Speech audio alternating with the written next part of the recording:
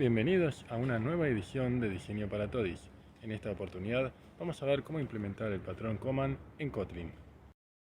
Y para conocerlo, vamos a resolver el ejercicio que modela un microprocesador. En esta primera variante vamos a conocer que el micro tiene un acumulador A y otro B, ambos almacenan un byte de información. Tenemos un program counter que permite saber cuál es la línea del programa que se está ejecutando y un área de datos. Aquí tenemos una lista de instrucciones que debemos soportar. La clásica no operation, la que suma los valores de los dos acumuladores, la que hace un swap de los valores de los acumuladores intercambiándolos, los que permiten cargar un valor determinado, un byte, dentro del acumulador A, entre muchos otros. La primera variante que podríamos pensar es ingresar en la implementación del microprocesador y escribir cada una de las instrucciones que nos están pidiendo. No obstante, vamos a ver que el micro ya tiene una interfaz. Y la interfaz es un tanto incómoda, como nos muestra John Hamm. Aquí vemos, por ejemplo, que estamos exponiendo los acumuladores, el program counter, incluso el área de datos.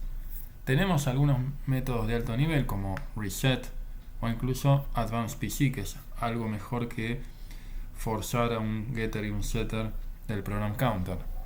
Pero la verdad es que toda la complejidad del microprocesador se expone hacia afuera. De todas maneras, podemos decir que hay una luz de esperanza, ¿no? Es decir, hay una reificación de la instrucción. Es decir, a bajo nivel, lo que tenemos en la implementación de los microprocesadores son códigos de instrucción, códigos numéricos o a lo sumo códigos hexadecimales que modelan cada una de las instrucciones. Pero aquí se abre una puertita para el diseño, que es el método run del microprocesador recibe una lista de instrucciones. Es decir, el programa se modela como una lista de instrucciones y sobre esto vamos a empezar a trabajar. Antes de avanzar un poco más en el diseño, vamos a ejecutar algunos programas y vamos a ver cómo la ejecución de estos programas afecta al estado interno del microprocesador. Por ejemplo, este primer programa que ejecuta 3 instrucciones no operation. Cuando comenzamos, estamos ubicados acá, todavía no lo ejecutamos, el program counter está en 0 y los acumuladores no tienen valores. Avanzamos una posición y luego de haber ejecutado el no operation, vemos que el program counter sumó un número más, es decir, pasó de 0 a 1. Ejecutamos la segunda instrucción y vemos que el program counter avanzó a 2. Ejecutamos la tercera instrucción y llegamos a un program counter en 3 y los acumuladores vacíos, y ese es el estado final del microprocesador. Ejecutemos un programa un poco más interesante, por ejemplo la suma entre el 10 y el 22. La primera instrucción es load value de 10, lo cual cuando lo ejecuto produce el avance del program counter, pero además que en el acumulador A tengo el valor 10. La segunda instrucción es swap y la vamos a necesitar para poder cargar luego el segundo valor y no perder el primero. Entonces hacemos swap y lo que estaba en el acumulador A pasa al B y viceversa. Una vez más avanzamos el program counter. Una vez que ejecutamos la tercera instrucción, load value 22, vemos que en el acumulador A tenemos 22, en el B 10 y en el program counter un 3. La última instrucción va a ser la suma del 22 y el 10 y lo va a dejar en el acumulador A. En el acumulador B tenemos un 0. Después vamos a ver un poquito más en detalle cómo es que se reduce la suma, pero para la primera impresión podemos decir que el resultado de la suma va a parar al acumulador A y el program counter avanza una posición más, con lo cual llegamos a este estado final del micro. ¿Es esta una implementación real de un microprocesador? Por supuesto que no. Si nosotros modelamos el programa de un microprocesador tal cual, esto debería acercarse más a esta tira de bytes que vemos aquí, donde 8, 10, 5 son o bien datos o bien códigos de instrucción. Eso lo podremos ver en una segunda iteración de este ejercicio. Por el momento lo que nosotros queremos es pensar en objetos. Entonces, modelar la instrucción como un objeto es el acercamiento que en este momento nosotros estamos buscando. Entonces vamos a volver a la idea de NoOperation, add y swap como objetos del tipo instrucción. Vamos a implementar entonces nuestro primer test, que va a ser básicamente ejecutar el programa que hace 3 NoOperation y verificar en qué estado está el microprocesador. Para lo cual construimos acá un micro y vemos que estamos usando la interfaz que nos dieron, que era un método run que tiene una lista de instrucciones. ¿Qué tipo de instrucciones vamos a pasarle? Bueno, claramente queremos ejecutar las 3 veces la misma instrucción, que es NoOperation. ¿En qué estado debería quedar el micro? Bueno, básicamente el program counter debería quedar en 3. Esto, bien, compila. ¿Por qué? Porque yo justo dejé acá una clase NoOperation, pero la vamos a mover aquí abajo y vamos a volver aquí otra vez al test del microprocesador. Bien, esto decíamos recién compila, pero esto no lo podemos ejecutar porque se va a romper, porque el micro no está funcionando, ya que yo borré la implementación que tenía. Y bueno, claramente el programa que nosotros le queremos pasar desde el test no es una lista de instrucciones, porque no tiene nada que ver con instrucción. Entonces vamos a crear en principio una interfaz, porque no tengo demasiado para decir hasta el momento. Entonces, entre una clase abstracta y una interfaz, yo sé que la interfaz es la que menos me ata a futuras implementaciones, ¿no? Si yo quiero cambiar la jerarquía de las instrucciones, bueno, en principio puedo hacerlo, ¿no? Pero todavía no tengo la respuesta de si es una clase abstracta o una interfaz. Vamos a ver a lo largo del ejercicio que esto puede ir variando. Muy bien, existe la interfaz instrucción, pero bueno, falta la relación, ¿no?, entre NoOperation e instruction. Eso permite ahora que esto vuelva a compilar, pero sin embargo se me sigue quejando el microprocesador, porque si bien ahora la interfaz está perfecta, la implementación que ustedes pueden ver aquí, ¿no?, en el circulito que tiene la i, e ir a una de las implementaciones que tenemos acá, no está funcionando. ¿Por qué? Porque lo que estamos haciendo aquí es el programa se ejecuta delegando la ejecución en cada una de las instrucciones, ¿no? Es decir, fíjense que lo que estamos haciendo aquí es a cada instrucción le decimos ejecutate y que le pasamos como parámetro el microprocesador. Entonces lo que podemos hacer aquí es Alt Enter y crear el member function aquí en instrucción. Eso en principio ya resuelve nuestro primer inconveniente, el inconveniente de que no teníamos el método execute definido. Microprocesador ya compila, el test también, y lo podemos ejecutar. Cuando nosotros lo ejecutemos, la primera vez siempre tarda, así que esto voy a aprovechar para moverlo, a ver si lo puedo mover acá al costado. Lo que va a pasar es, bueno, ¿alguien quiere pensar en el program counter? No estamos avanzando al program counter, por lo tanto lo que estoy esperando es que el test se rompa. Efectivamente, el program counter queda en 0. Así que lo primero que debería hacer yo es hacer la implementación correspondiente en NoOperation. Entonces lo que voy a hacer es simplemente dejar execute como un método cáscara dentro de instruction, y aquí con Alt Enter vamos a implementar el método execute En principio parece que no hiciera nada, pero sí lo que vamos a hacer es, le vamos a pedir, bien, vamos a modificar algunas cositas de esto, porque yo no quiero tener la implementación concreta, la impl, sino vamos a querer pegarle la interfaz del microprocesador, ¿sí? Es decir, aquí vemos que tenemos una interfaz del micro, y como quiero tener la posibilidad de tener varias implementaciones, bueno, lo que voy a recibir no es un microprocesador impl, sino un microprocesador la interfaz.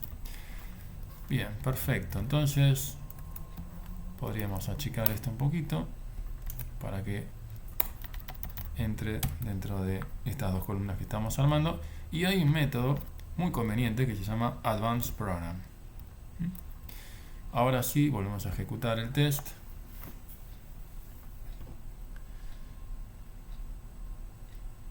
Y vemos que el test pasa satisfactoriamente. ¿Es esta la solución con la que nos vamos a sentir cómodos? No, para nada. Hay un montón de ideas de diseño que todavía faltan pulir. Pero al menos ya tenemos una primera idea de que estamos reificando no operation como una instrucción. Y la otra cosa interesante es que el test le pide al microprocesador que ejecute no operation, y el microprocesador, la implementación, delega a su vez a cada una de las instrucciones, en este caso la única que hay, la ejecución de dicha instrucción. Por ahora no hace mucho, solamente avanza el program counter, pero es un muy buen primer paso. Repasemos un poco lo que pasó cuando implementamos el primer test. Al pasar el programa que avanzaba 3 veces el program counter, llegamos al método run del microprocesador, en la cual no era esta la primera opción que se nos ocurrió, sino que vimos esta. Aquí vemos que tenemos una ventaja respecto a lo que sabe el microprocesador, ¿no? Lo único que necesita definir es que conoce a una lista de instrucciones, y lo único que tiene que hacer es delegarle la ejecución en cada una de ellas. Se pasa como parámetro para que luego, el estado interno del microprocesador vaya cambiando. ¿Cuál es la ventaja de esta variante? Por supuesto, es el polimorfismo, que da origen al patrón que estamos viendo en este video, que es el command. Es decir, cada una de las instrucciones es el command. Pero permitamos rebobinar un poquito y ver esta otra variante. Esta variante la vas a encontrar en implementaciones más funcionalosas, ¿no? Es decir, en variantes donde la programación funcional está un poco más metida y se asocia a un concepto que podés ver como pattern matching. Esto está fuera del alcance de este video, pero déjame al menos que te cuente que, si bien cuando vos ves esta instrucción decís when instruction is not, is add, is swap, no estoy preguntando por la clase concreta a la que pertenece la instrucción. ¿No es esto lo contrario a lo que yo conocía como las buenas prácticas de la orientación a objetos? Sí, por supuesto, hacer type testing, ¿no? O sea, preguntar por el tipo o el tipo de la clase concreta de un objeto en tiempo de ejecución no es una variante que a la programación orientada a objetos la vuelva especialmente loca, ¿no? O sea, que no es fanática de este tipo de situaciones. Pero ¿cuándo podría ser útil llegar a este tipo de soluciones, ¿no? En la cual la desventaja es bastante evidente, ¿no? La implementación del microprocesador que hace esta solución está acoplando cada una de las instrucciones, es decir, NOP, add, swap, están súper acopladas a esta implementación del micro, ¿no? Esa es una desventaja y puede ser también su principal ventaja, ¿no? Si tenemos una cantidad acotada de instrucciones, supongamos que tenemos que implementar 12 instrucciones, pero tenemos una gran cantidad de implementaciones de microprocesador, ¿no? Supongamos que tenemos 20, 25 y la cantidad puede ir incrementándose mientras que la cantidad de instrucciones no. Bueno, esta es una variante que permite en la cual yo tengo la implementación para cada micro en un solo lugar. Pero bueno, eso es es un caso particular que justamente no es el caso que nosotros queremos ubicarnos, ¿no? Nosotros queremos ser felices trabajando con objetos y delegando a la instrucción la ejecución propiamente dicha. Vamos a implementar nuestro segundo test que valida la suma entre 10 y 22 que vamos a considerar números chicos. Entonces, ¿qué tenemos que hacer en nuestro programa? Primero, cargar el valor 10 en el acumulador A. Luego, hacer un swap para no perder el valor 10. Cargar el valor 22 en el acumulador A. Y dado que la suma es conmutativa, podemos sumar 22 más 10, que es lo mismo que sumar 10 más 22. ¿Cómo nos tiene que quedar el micro? En el acumulador A tenemos que tener 32. En el acumulador B tenemos que tener 0. Y el program counter tiene que haber avanzado a 4. Vamos a ver ahora qué tenemos que hacer del lado derecho para que esto pueda resolverse satisfactoriamente. Escribimos entonces la clase loadValue que va a recibir en el constructor un valor. Vamos a definir que es un val, por lo tanto loadValue va a ser inmutable y por supuesto tiene que pasar por la interfaz que define instruction para que estas dos líneas dejen de tirar error. Ahora sí, tenemos que avanzar el program counter y luego loadValue lo que tiene que hacer es setearle el acumulador A con el valor que nos pasaron como parámetro. ¿Empieza a haber duplicaciones? Sí, por supuesto, pero terminemos de implementar swap y add para tener una idea un poquito más clara de dónde están las duplicaciones y cómo resolverlas mejor. Por lo tanto, aquí de nuevo tenemos que avanzar el program counter para swap y lo que tenemos que hacer es guardar en una variable local el valor de alguno de los dos acumuladores y luego pisar el valor del acumulador que hayamos puesto en la variable local y luego transferir el valor del buffer hacia el otro acumulador. Por último, definimos la clase add con un método exactamente igual al anterior, al cual le agregamos el seteo de los acumuladores. Es decir, en el acumulador A vamos a poner el valor de la suma entre el acumulador A y el B. Por supuesto, esto ya nos tira un error. ¿Por qué? Porque estamos sumando 2 bytes y eso excede el valor del byte. O sea, puede exceder el valor del byte. Es decir, si yo sumo 120 y 120, eso no entra técnicamente en un byte. Por el momento vamos a resolverlo casteando la suma a byte. Sabemos que esto se puede romper, pero para este primer ejemplo no nos interesa hacer otra cosa, porque nuestro interés pasa porque este test se satisfaga, que nos dé verde, y después, sí, ahora que tenemos este test en verde, podemos seguir avanzando. Y ahora sí, vamos a eliminar esta duplicación que aparece en cada uno de los métodos execute que tenemos aquí. ¿Cómo lo podemos resolver? Bueno, por supuesto que una variante podría ser esta, ¿no? En la cual no definimos override, sino directamente definimos el método execute. Aquí no necesitaríamos hacer nada y aquí tendríamos que hacer super.execute de micro. ¿No? Y tendríamos que hacer lo mismo en cada uno de los objetos que implementan la instrucción, es decir, en add, swap y loadValue. Si ejecutamos el test,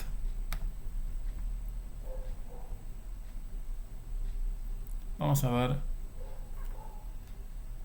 que efectivamente pasa, ¿no? Es decir, definimos ahora en un solo lugar el avance del program counter y la ventaja que tenemos es que no estamos duplicando la línea, aunque sí tenemos que acordarnos explícitamente de hacer una llamada super. Es decir, si yo me olvido en add, por ejemplo, de invocar a super, lo que termina pasando es que el test se va a romper. Es decir, una instrucción que se olvide de pasar el program counter, ¿no? O sea, hacer la llamada del program counter porque se olvide de hacer el super execute, eso me va a romper la implementación. Ahora bien, si yo en lugar de ir por la variante del super trabajo con otra variante que sea, por ejemplo, implementar un template method, ¿y cómo era eso? Bien, esto sería básicamente que el control ahora lo tome la interfaz instruction, ¿no? Entonces, ¿eso qué implica? Vamos a llamar dentro de execute a un método toExecute, ¿no? Como el execute posta a posta, y esto lo que tendría que hacer es, bueno, implementarse como un método abstracto dentro de la interfaz instruction, es decir, sería simplemente hacer esto. ¿Cuál es la ventaja de esta implementación del template method? Es decir, ¿cuál es el método template? Execute, que hace algo, pero además luego delega en una primitiva que se llama doExecute, que es abstracta en la interfaz y que se implementa en cada una de las instrucciones propiamente dichas, es decir, NoOperation, loadValue, add y swap, están obligadas a implementar el método doExecute, ¿no? Y esa es la principal ventaja, es que yo ya no me puedo olvidar de implementar este método, porque si me olvido de implementarlo, no compila. No compila, y claramente veo que eso es una gran ventaja, porque no voy a ejecutar el test y ver que falla, ¿no? Porque si yo me olvido de ejecutar el test, ¿no? El problema está en que no me di cuenta de que rompí la implementación, ¿no? O sea, esto es mucho antes de ejecutar el test. Entonces, bueno, acá lo que vamos a hacer es simplemente definir el doExecute como un no hago nada, que es una variante del null object pattern que quizás hayas visto en otro ejemplo. Entonces aquí, bueno, lo único que cambia es que el método, en lugar de llamarse execute, se llama toExecute y tiene una línea menos. O sea, en este caso es una línea menos porque es la llamada super. Pero la ventaja que tengo es que en un solo lugar yo estoy diciendo, que me falta el override, en un solo lugar yo estoy diciendo qué es lo que tiene que hacerse para cada una de las instrucciones y para todas en general, ¿no? O sea, para NoOperation, en el doExecute puedo decir esto es específico de NoOperation. En loadValue, en el doExecute, digo es esto específico de loadValue, ¿no? Y lo mismo para swap y para add. Lo que es común a todas las instrucciones va a ir a parar al método execute. Bien, entonces terminamos de implementar el doExecute que está acá. Y ahora sí ya podemos ejecutar todos los tests que tenemos hasta ahora para ver que todos pasan satisfactoriamente. Algunas cuestiones del código que acabamos de implementar. Una tercera alternativa es que el microprocesador sea el responsable de avanzar el program counter.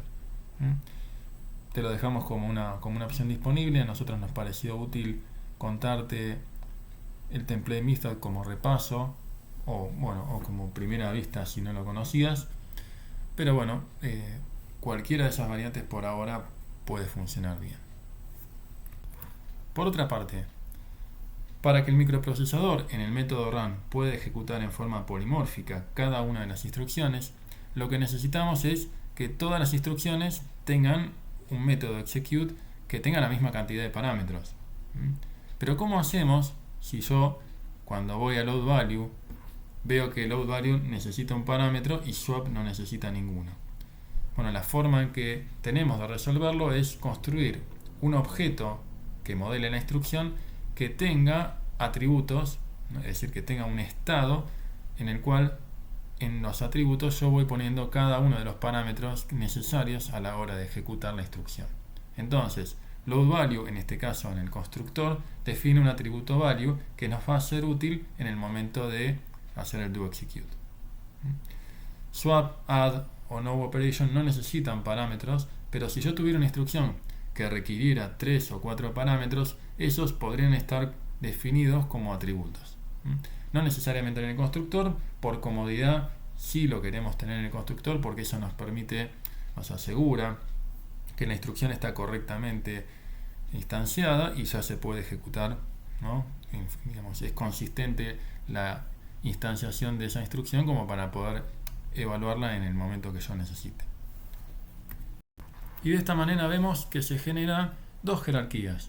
La primera, asociada al microcontrolador, que por el momento tiene una sola implementación, pero eso nos permite jugar con que exista el día de mañana más de una implementación. Y por otro lado, el microcontrolador utiliza la interfaz instrucción, en la cual de aquí se cuelgan no operation, add, swap, etc. Eso nos permite generar una jerarquía de instrucciones en la cual cada una permite manipular el estado interno del microcontrolador a partir de esta interfaz común. Y aquí tenemos la estructura del patrón command del libro de Gang of Four. En particular, vamos a asociarlo a este ejemplo. Quien invoca al command también es el principal objeto receptor, que es el microcontrolador.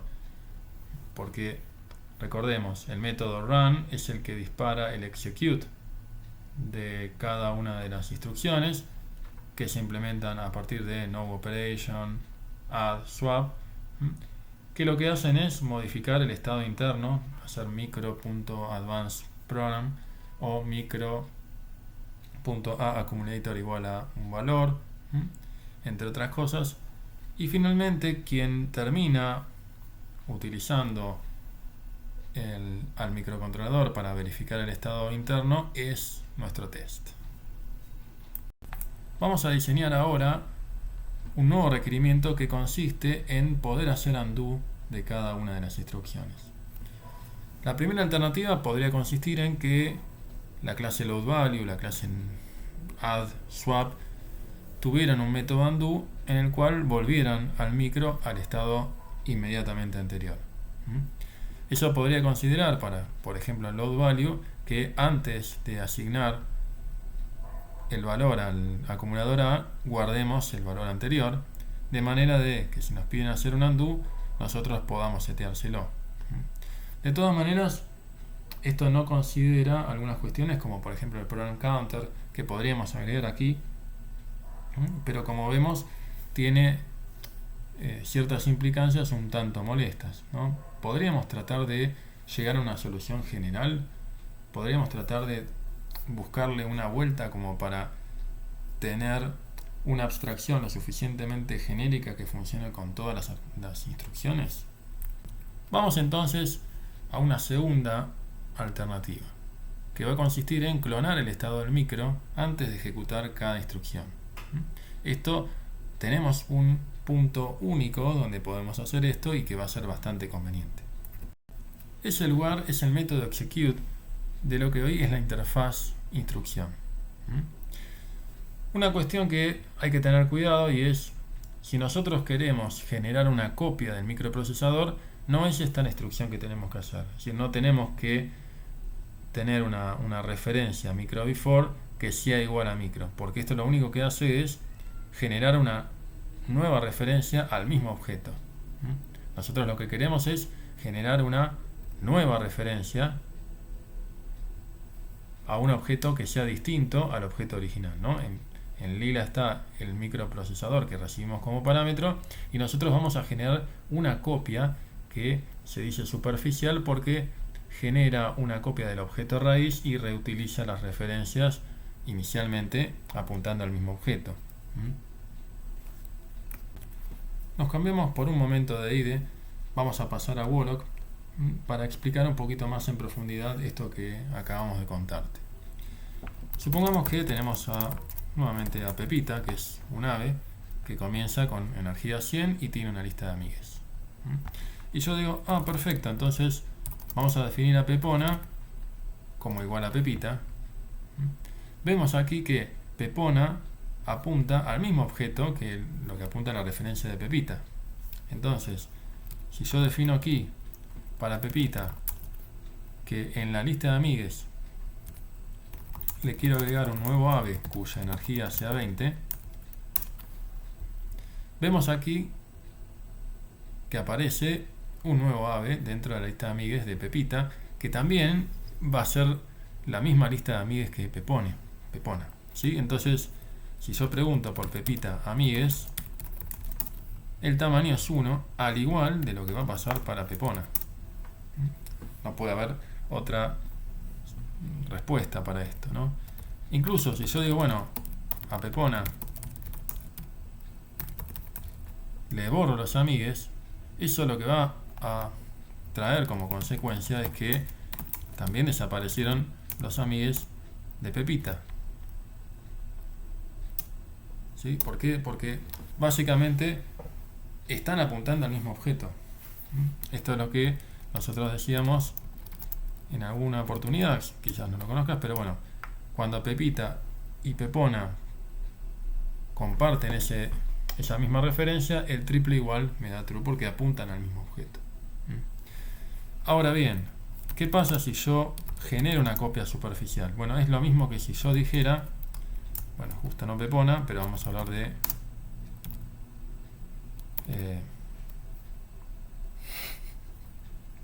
no se me ocurre ningún nombre en este momento, pero bueno, Lala sería un nuevo ave. Entonces, cuando yo defino que Lala es un nuevo ave, y vamos a ponerlo aquí, fíjense que las referencias hacia el número 100 se comparten en este caso porque los números son inmutables, ¿no? No pasa eso con la lista, ¿no? Cada uno maneja su propia lista. Entonces, si yo aquí quiero agregar a la lista de Lala un nuevo ave, eso no modifica la referencia amigues de Pepita, ni de Pepona, ¿no? O sea, cuando yo pregunto a Pepona amigues, esto me da una lista vacía.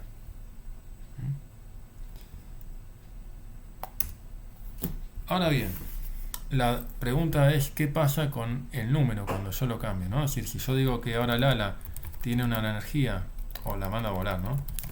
Mando a volar, con lo cual va a pasar a tener 100 de energía a 50 de energía. ¿Va a cambiar también la energía de Pepita y Pepona? Bueno, vamos a ver que por suerte eso no va a pasar. La energía de Pepona sigue siendo 100, mientras que la energía de Lala baja a 50. Y esto es normal, porque lo que pasa es que cuando yo modifico la referencia al objeto apuntado de este bar de ave, ¿sí? Lo que yo estoy haciendo es cambiando el objeto al cual apunto, ¿no? Pepita y Pepona siguen apuntando al mismo objeto 100. El problema que yo puedo tener es si yo trabajo con este objeto lista, por ejemplo, ¿no? Es decir, si yo le digo a Pepita que la lista, digamos, que tenga como amigues la misma lista de amigues del Lala, ahí sí voy a estar asignando a ese mismo objeto y ahí sí se me va a generar un problema. Ven acá que pasan a compartir Pepita, Pepona y Lala este mismo objeto amigues, con lo cual sí, voy a tener un problema acá cuando en Lala genere otro amigue. O sea, digo un problema. Podría no hacerlo, ¿no? Pero acabo de agregar un nuevo amigue a Lala y eso también tiene implicancias para Pepita. Cuando yo pida cuántos amigues tiene Pepita, por supuesto que me tira 2.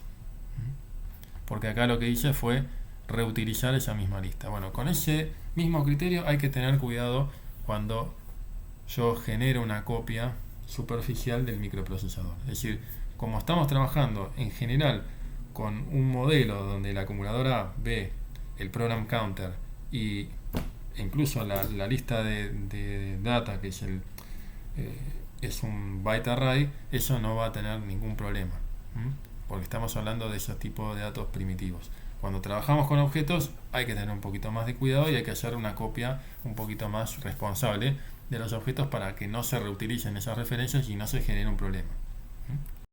Vamos a implementar el test que prueba cómo funciona el undo de nuestra instrucción. En principio vamos a tomar como base este test, pero nos gustaría cambiarlo un poquito. En principio podríamos hacer el undo de la última operación add. Eso nos llevaría al estado inmediatamente anterior, que sería haber ejecutado esta línea. Entonces, ¿en qué estado quedaría el microprocesador? El acumulador A tendría que quedar en 22, el acumulador B en 10 y el program counter en 3. Ahora, por supuesto, esto no va a funcionar así como está, de manera que lo primero que tenemos que hacer es encontrar una forma de tener esta lista como una referencia, ¿no? Porque lo que necesitamos acceder a la última instrucción de este programa. Entonces lo primero que vamos a hacer es botón derecho, refactor, y extraer un método, no una function, y se va a llamar programa que suma. Eso, bueno, nos permite en principio generar este método, que lo vamos a reutilizar en más de un lugar, porque además este IDE es muy inteligente y se da cuenta que el programa que suma no solamente se usaba para este test nuevo que estamos implementando, sino en el test anterior. Eso es lo que pasa cuando tienen un IDE muy completo e inteligente. Bien, entonces ya tenemos ese programa que suma. Vamos a minimizamos el test anterior para que nos concentremos específicamente en este test. Por supuesto que si lo mandamos a correr el test no va a pasar porque no estamos deshaciendo la última instrucción. Entonces lo que necesitamos ahora es tener una referencia al programa que suma, y lo vamos a hacer extrayendo una variable que va a ser el programa que suma. ¿Sí? Ahora, ¿qué es lo que necesitamos hacer? Bueno, necesitamos obtener la última instrucción de este programa que suma. Entonces, lo que vamos a hacer es última instrucción es igual al programa que suma punto last. De esta manera obtenemos la referencia a la última instrucción, y lo último que necesitamos hacer es última instrucción undo. Por supuesto, el método undo no está todavía resuelto. Para implementar el método undo, antes vamos a cambiar la definición de nuestro método execute. Para lo cual lo que tenemos que hacer es guardarnos una copia superficial del microprocesador, como estamos viendo, en un atributo micro_before. No existe la referencia micro_before, con lo cual debemos generarla aquí. Esto, de esta manera así, esto compila perfectamente. Luego vamos a ver la implementación del copy del microprocesador, pero fíjense que ahora todas las implementaciones de instrucción están fallando. ¿Por qué es esto? Porque necesitamos redefinir la variable de esta manera, ¿no? Tenemos que redefinir el atributo micro_before, e incluso así tampoco nos compila porque se nos está quejando de que debemos inicializar de alguna manera esta referencia. Entonces, bueno, como en el constructor no tenemos la referencia al micro, sino que eso viene después en el do execute, ¿sí? Y en particular dentro del execute es donde nosotros vamos a asignar esta referencia micro before, podríamos agregarlo en late init. Pero aquí es donde nos resulta muy incómodo porque hay que hacerlo para cada una de las implementaciones de instrucción. Es decir, tenemos que venir, copiar y pegar en cada una de estas implementaciones, ¿no? Para que esto por fin nos permita compilar. Como no queremos hacer esa tediosa repetición de la definición del estado para cada una de estas implementaciones, lo que vamos a hacer en lugar de hacer eso es cambiar a instruction para que en lugar de ser una interfaz sea una clase abstracta. Entonces aquí vamos a definir por única vez el micro before como un late init var, es decir, confiando en que la primera vez que lo usemos vamos a tener una referencia a un microprocesador. Acá hay que hacer un par de cambios muy menores, como definir que este método doExecute es abstract y solamente hay que pasarle ningún parámetro en el constructor, ¿no? O sea, hay que avisarle que estamos invocando al constructor de la superclase, porque antes era una interfaz y no tenía constructor, pasa a ser una clase abstracta, tiene un constructor, entonces hay que agregarle los paréntesis porque no tenemos ningún parámetro definido, ¿no? O sea, no hay un constructor con parámetros definidos. Pero ahora sí, ya tenemos el método execute en el cual, antes que nada, para todas las instrucciones generamos una copia del microprocesador antes de ejecutar dicha instrucción. Implementemos ahora el método undo, al que le faltaba pasar como parámetro el micro. Alt Enter, Create Member, y aquí lo tenemos. Tenemos el método undo.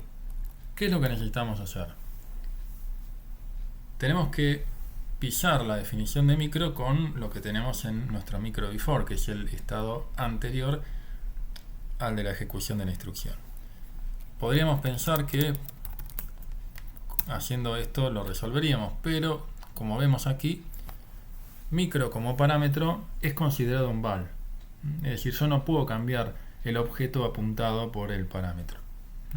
Sí puedo cambiar el estado interno de ese objeto, ¿no? O sea, puedo hacer micro a accumulator igual a un valor, ¿sí? Puedo cambiar la información que tiene su estado interno, pero no puedo cambiar el objeto apuntado por micro. Entonces, lo que tengo que hacer en este caso es llamar a un método copyFrom, que es bastante conveniente, porque lo que nos va a permitir hacer es cambiar todas las referencias de los acumuladores, el área de datos, entre otros, para tener el nuevo estado del micro, que es en realidad el anterior. Es decir, si yo hago control V, aquí vemos la implementación que tiene el microprocesor impl, que justamente hace eso, ¿no? Recibe como parámetro el micro before, que aquí se llama other, y le va pisando el acumulador A, el B, el program counter y el área de datos.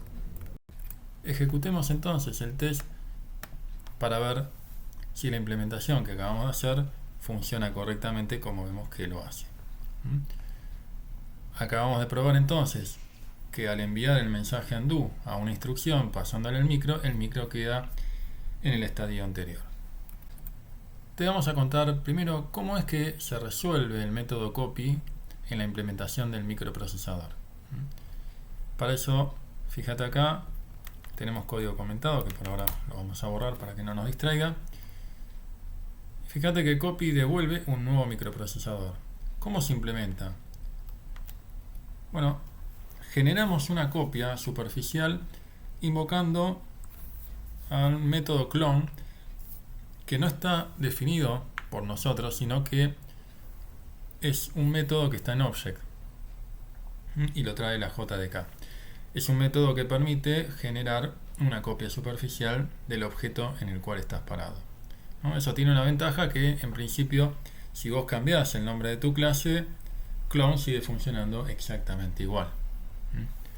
Por otra parte, para que puedas ver el método clone para que sea visible el método clone y lo puedas invocar haciendo this.clone, tenés que agregarle a la definición de tu clase la interfaz cloneable.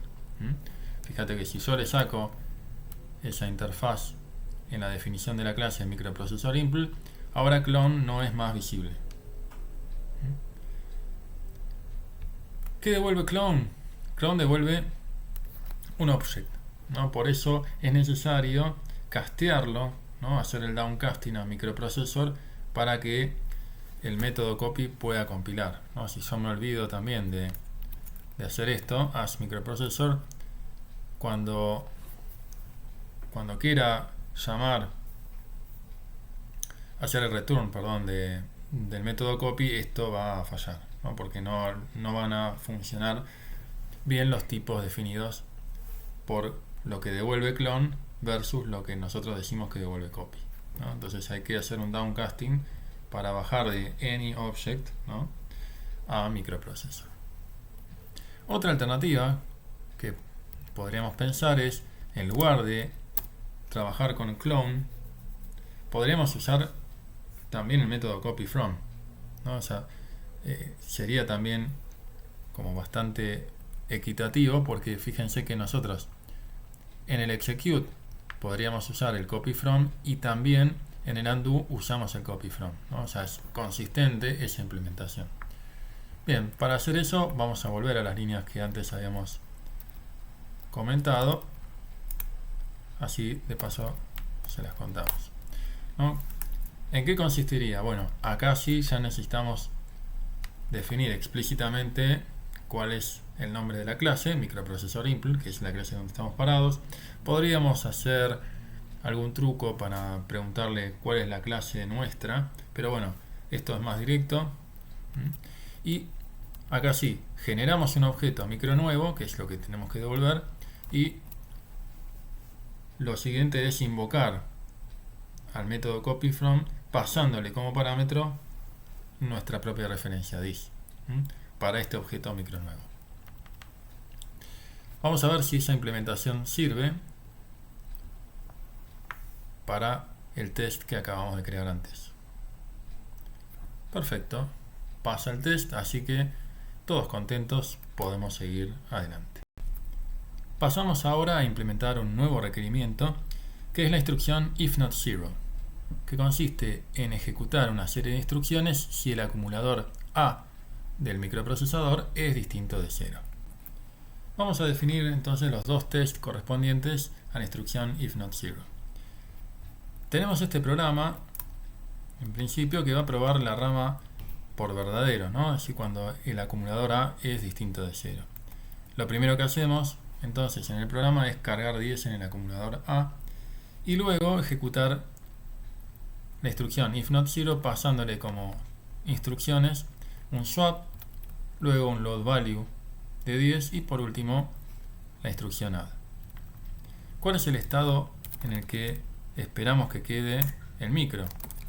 Bueno, primero que el acumulador A tenga el resultado de la suma de 10 más 10. En el acumulador B deberíamos tener 0. Y acá tenemos que ponernos de acuerdo respecto a lo que esperamos del program counter, porque las opciones son por lo menos 3. La primera es pensar en que a grandes rasgos load value y la segunda instrucción if not zero son las dos grandes instrucciones que se ejecutan y que no hay una sumatoria del program counter en las subinstrucciones de if not zero. La segunda chance es que load value incremente el program counter y lo hagan cada una de las instrucciones de if not zero. Y la tercera es que tanto load value, if not zero, como swap, load value y add vayan incrementando el program counter. La verdad es que mucho no nos importa, por los fines didácticos de este video, la decisión que tomemos. Solamente es importante entender que si nosotros queremos que se sume siempre el program counter, bueno, eso es lo que tenemos que implementar. Agreguemos entonces un segundo test que básicamente haga exactamente lo mismo, solo que acá lo que esperamos es que tanto el acumulador A como el B queden en 0 y el program counter quede en 1. Implementemos entonces la instrucción if not zero. Vamos a recibir una serie de instrucciones que tienen que tener un formato de lista, porque en set vienen desordenadas, ¿no? Claramente necesitamos tenerlas ordenadas. Vamos a heredar de instruction y ya algo me dice, ¿no?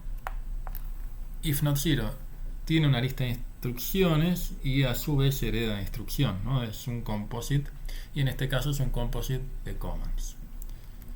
Bien, por otra parte vamos a implementar el método doExecute, que lo que tiene que hacer es, bueno, si el acumulador A del micro es distinto de 0, lo que tenemos que hacer es aprovechar que micro tiene un método run para mandar a ejecutar las subinstrucciones.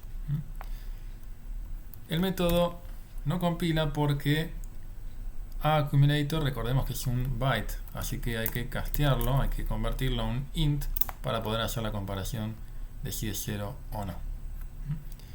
Perfecto, vamos a ejecutar los tests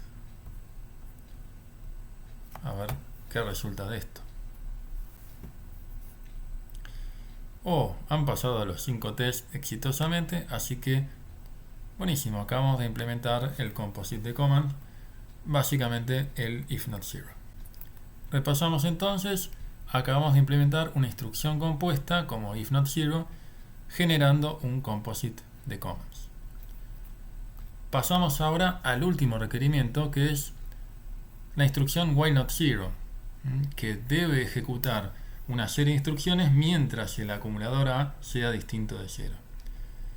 Por supuesto que la implementación se parece mucho, while not zero, if not zero, pero hay una gran incomodidad en que todo lo que se repite es la condición y el código a ejecutar, pero lo que es distinto es cuál es la instrucción que debemos utilizar, ¿no? Es el if o el while.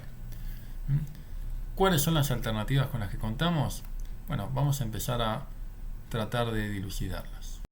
En la descripción del video te vamos a dejar un link al repositorio para que puedas ver el test del while not zero, que es un poquito áspero, y para no alargar el video vamos a simplemente contarte un poco cómo podemos diseñar esta solución. Lo primero que hicimos fue copiar la definición del if not zero, renombrar la clase por while not zero y también cambiar el if por el while. Por supuesto, hay un montón de definiciones que están duplicadas acá. ¿Qué soluciones tenemos? Bueno, o sea, ¿qué refactor podemos hacer? En principio, definir una instrucción compuesta. Entonces, compound not zero instruction, ¿sí? Va a heredar de instruction y va a tener, en el constructor le vamos a pasar la lista de instrucciones que va a definirse además como una variable. Este método doExecute, bueno, mucho no nos va a servir porque lo que queremos es que se termine definiendo acá, porque el if y el while lo tiene que tomar cada una de las subclases, ¿no? Es decir, lo que va a pasar acá es queremos cambiar la superclase para que ya no sea instruction, sino que sea compound not zero instruction.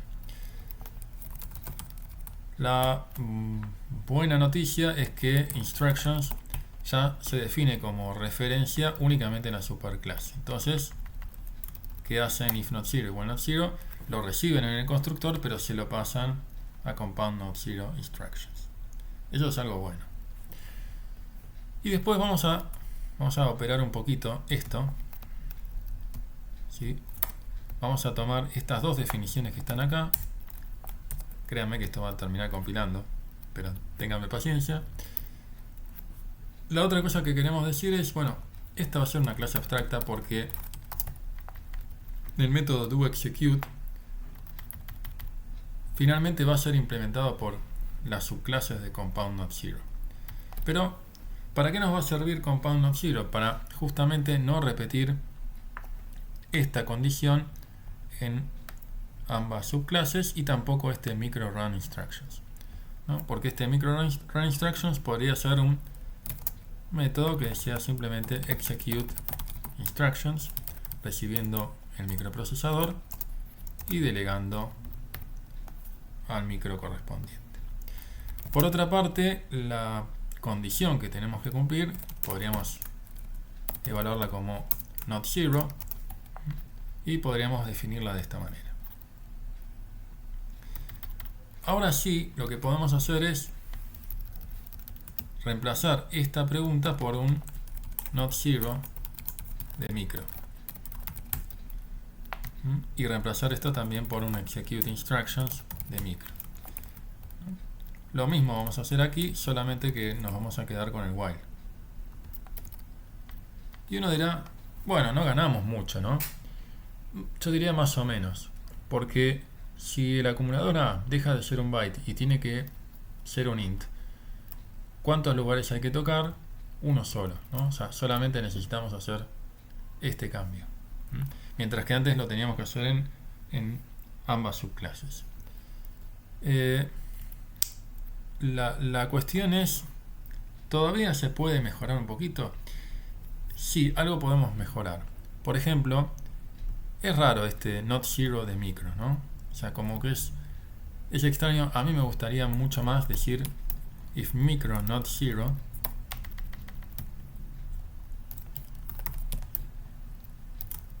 ¿no? Pero claro, no puedo cambiar la interfaz del microprocesador, ¿no? Pues ya está dada y de hecho es algo que según el ejercicio no lo puedo cambiar.